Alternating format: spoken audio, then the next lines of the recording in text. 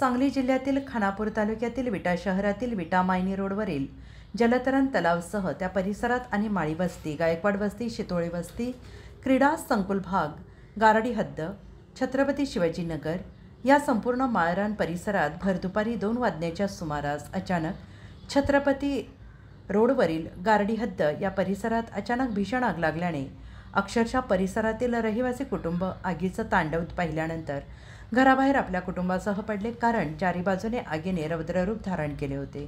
कुणीकडे कसं जाऊ हा मोठा प्रसंग त्या ठिकाणी रहिवाशांना आला. अचानक वारं सुटल्याने आगीने रौद्ररूप धारण केले.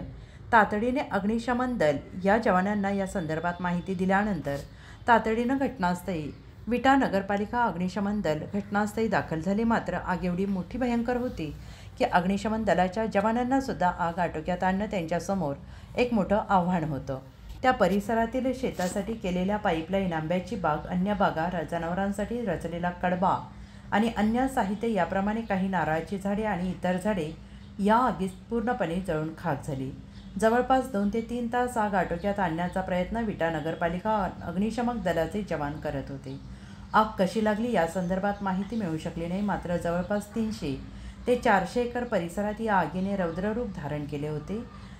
यात कोणतीही जीवितहानी झाली नाही. मात्र या आगीमुळे शेती साहित्य, पाईपलाईन, आंब्याची झाडे, काही बागा त्या परिसरात जळून खाक झाल्या. नागरिकांनी आजूबाजूच्या पाण्याच्या टाकीतून जेवढा प्रयत्न करून आग विझवता येईल तेवढा प्रयत्न केला आणि त्यात मंगळवार असल्याने संपूर्ण विटा शहरात वीज पुरवठा काही कामानिमित्त खंडित झाला असल्याची माहिती मिळाली. त्यामुळे या परिसरात वीज नसल्यामुळे काही बोरिंग बंद होत्या. नागरिकांनी आणि होमगार्ड यांच्या मदतीनं आग आटोक्यात आणण्याचे प्रयत्न सुरू होते.